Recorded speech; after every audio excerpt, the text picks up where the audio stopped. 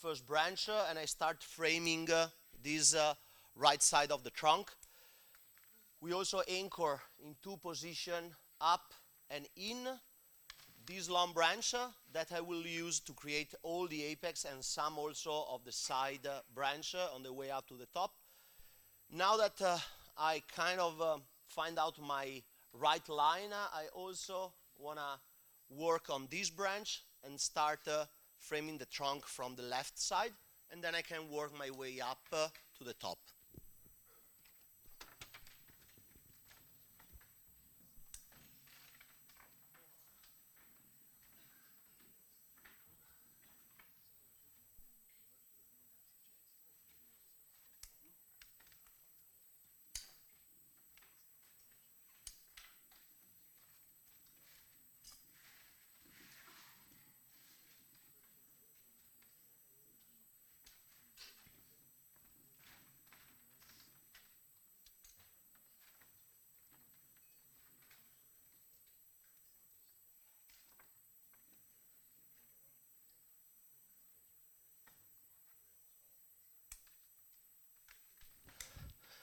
I bend back this branch against the gin so I can a little bit compact, because I had too much length on this branch here. It could be too much outside. So I bend that back, and now I can go against the trunk so this can frame this side, and I can have all these branches to frame the back of the tree, continuing this line around the trunk, creating my background. So from the front, I will have branches there, I will have branches here, and branches that have to create the depth of the tree. And then I can finish the top.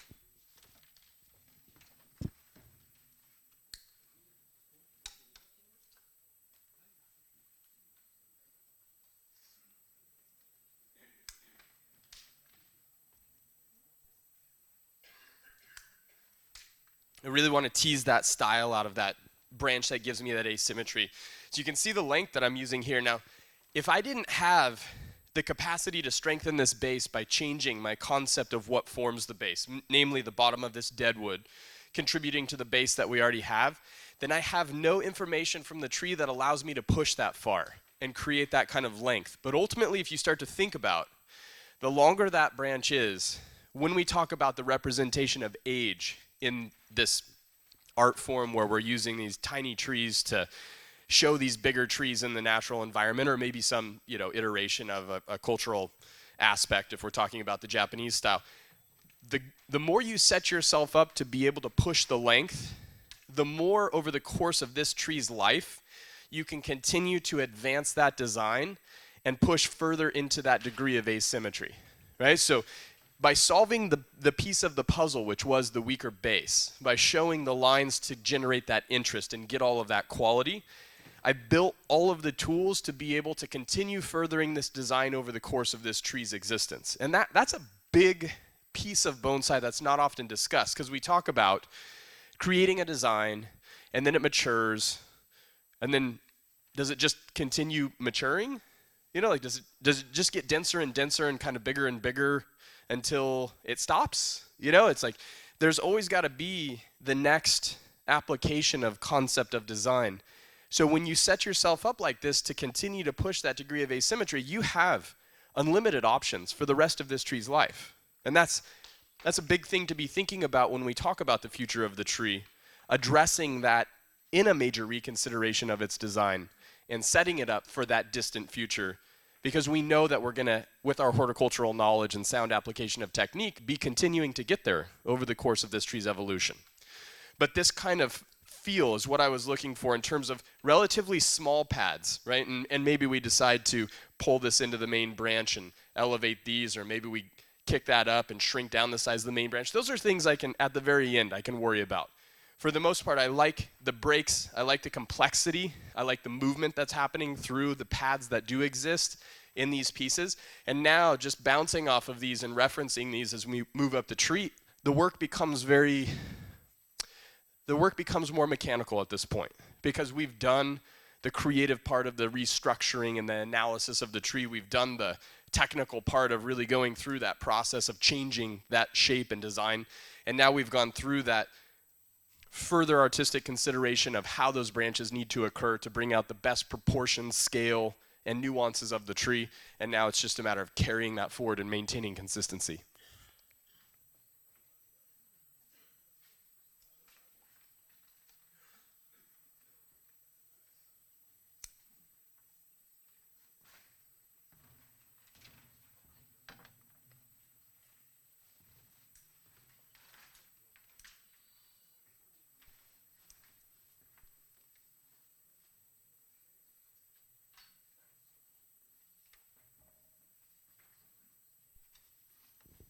Okay, so for now the work is done.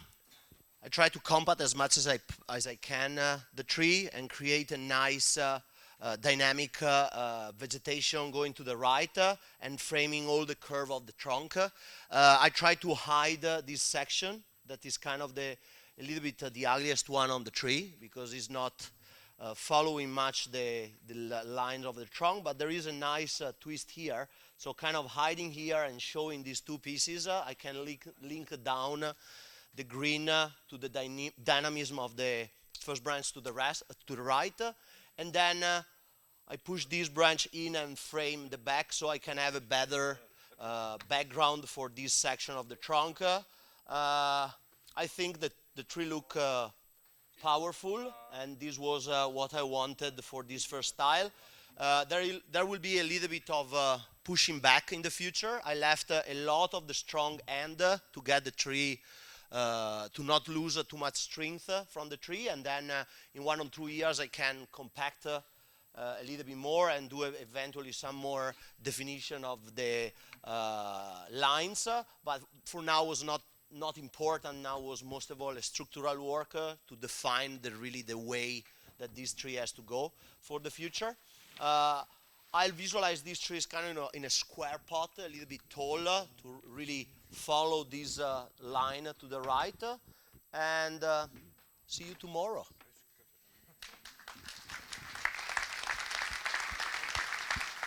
Also, I would like to have an applause for my assistants, Christopher and Akim. Thank you. Very good. Sí, Alfredo también. Maurito. We'll have more for tomorrow.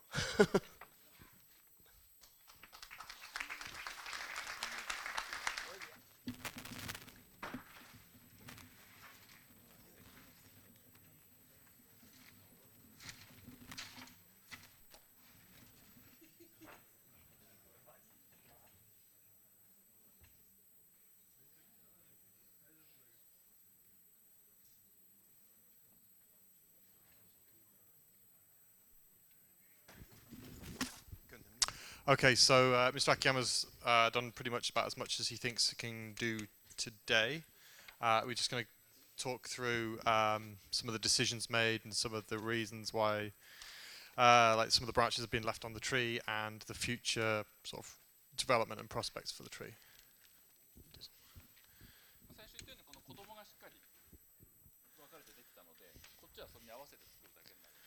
So the first job that we did, Mr. Akiyama did, was really to sort of define the structure of the child trunk. So he's sort of almost like I was sort of saying earlier about this being like a secondary apex within the tree.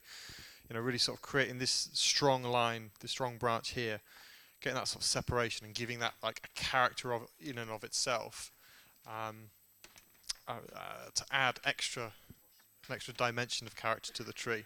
You know, once that was set, then everything else, all the other branches and the rest of the tree, were sort of styled to sort of harmonise with that section.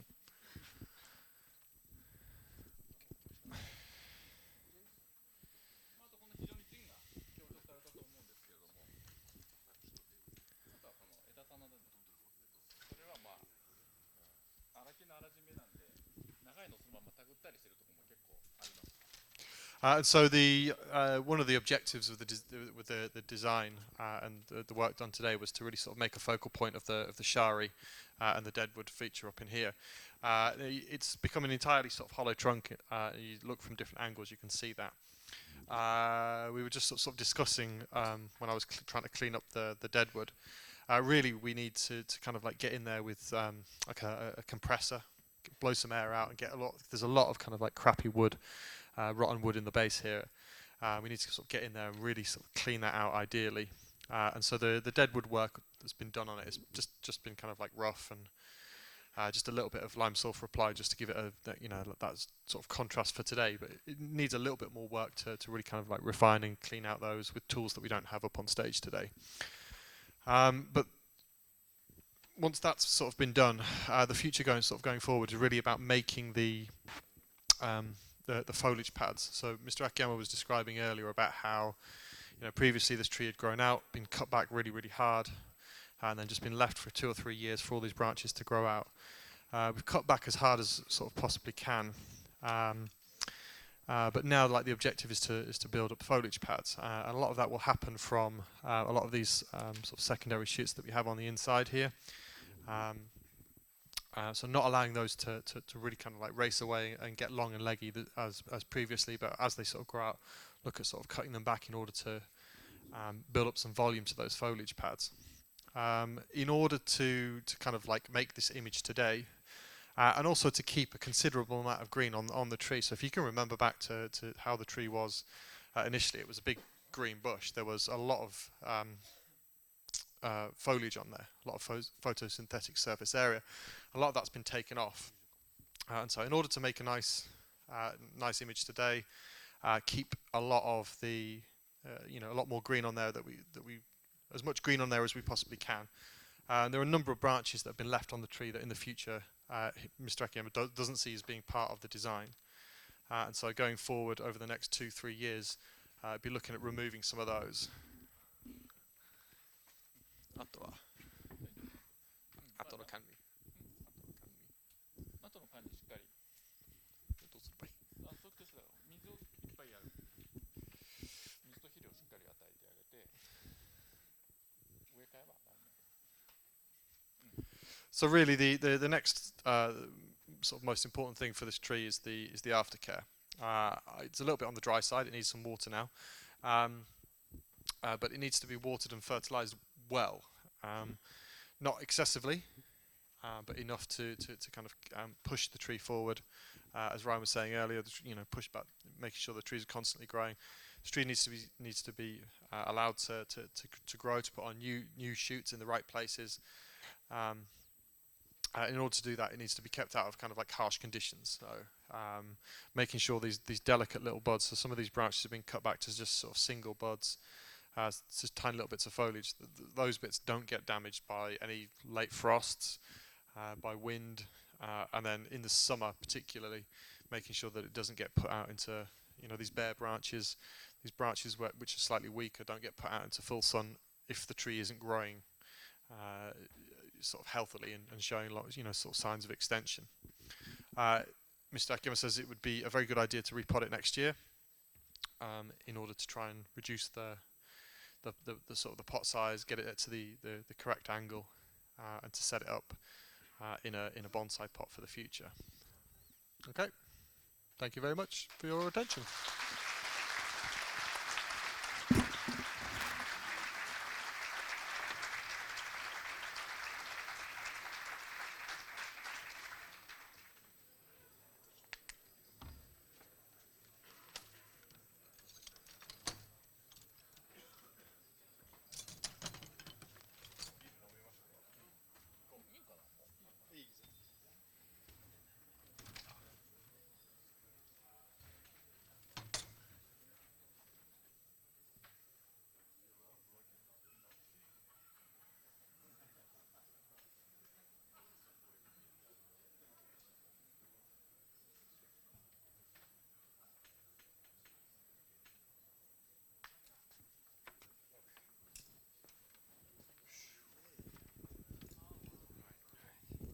Ooh.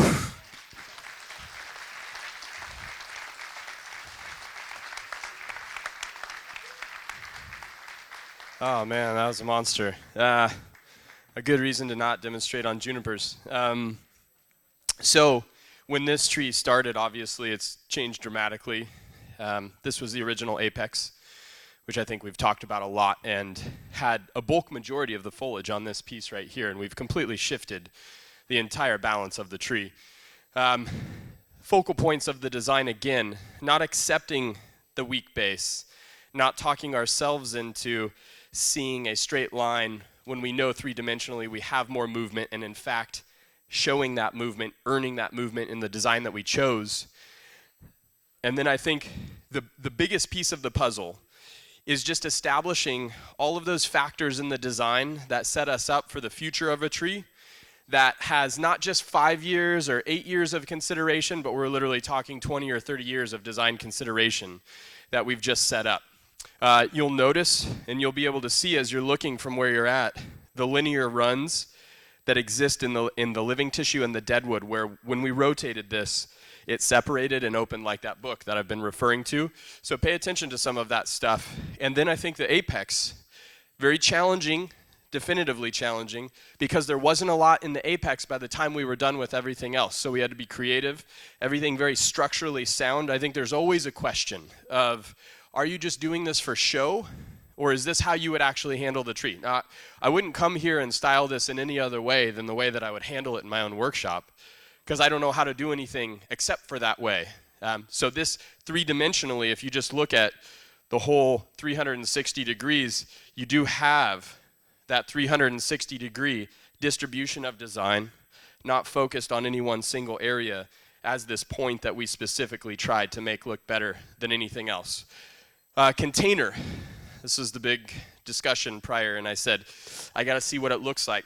Okay, we have the live vein on the left side of the trunk. We have a stronger base, and I know that I want my container to engage with this piece of deadwood. I want to push my container up as close as I can to this living tissue that drops into the container and holds the roots right here. And most of your roots are coming off of this living vein right here, where it enters the soil. So that means if my container can max out that position right there, I'm probably going to be able to get this deadwood to engage to a significant degree with the container that I want. But in pushing that asymmetry in that direction, you start to open up the door for the round as an obvious choice. Apex, when we use a round container, has to break the lateral boundary of the container, or else the symmetry of the container nullifies the asymmetry of the tree, okay? So a round is where we jump into the pond of container discussion. But inside of that, this is a very, very complex piece of material, and a simple round container wouldn't really be enough. Visually, it wouldn't meet the tree where it's at. Consistently, it wouldn't complement a lot of the nuances of angle and strength that exists in this design. And I think that's where we start to move into the potential for a lobed floral container, or maybe a sharp pointed mirror container where we get those protrusions that are extremely angular and start to tap into some of the nuances of the tree. The dimensions of that container is still going to be symmetrical. The apex of the tree still has to break the lateral boundary, but we pull in a lot more quality and a lot more visual interest, which meets this tree where it's at, and I think that's where we would go for a container selection. Are we going to repot this tree this year? No. This is not what I'm trying to be up here doing, is styling trees and repotting them for you. But I do want to talk with you guys about how it's going to be repotted. And tomorrow morning at, Oscar, what time? 11? I think you're right.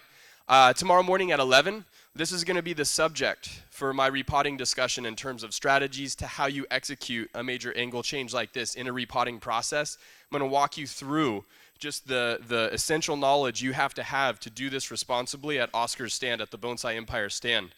So if you want to know more about that, come and watch that discussion, because we're gonna walk through it on this tree specifically after we've made these dramatic changes. For the rest of this year, though, it needs to stay at this angle so the growth all gets the same sunlight. It needs to stay at this angle. There's a drainage hole right at this lower corner, so we can water this. As if it were in a normal container, we're going to have to pay a little more attention to it, but it needs to stay at this angle, and we can maintain health in this tree based on water moving through the system, drainage still occurring. And it's going to stay like this for 1 year before we come back and repot. Do you guys have any questions for me? Well, we did it. That's it. So I'll say this too.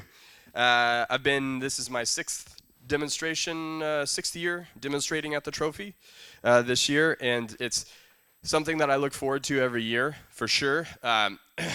I know with like all of the sickness and stuff, I've been trying to stay as well as I can, but I've never been at the trophy and been completely healthy. So I do apologize. It's the sweating, I have a fever and all that stuff. It's not the coronavirus, don't worry. Just a really sick student breathing on me before I came to Belgium. Yeah, maybe next year I'll be healthy, right? But I always get so much from being here with everybody. The energy, the camaraderie, the community. It's amazing. And to be on stage with all of these wonderful demonstrators, people I respect, people whose work inspires me, and I continue to reference to learn more and grow. I think we're all really lucky to have this put on by the Belgian Bonsai Association. I'm incredibly fortunate to have Troy and Todd up here helping me, part of my community. Yeah.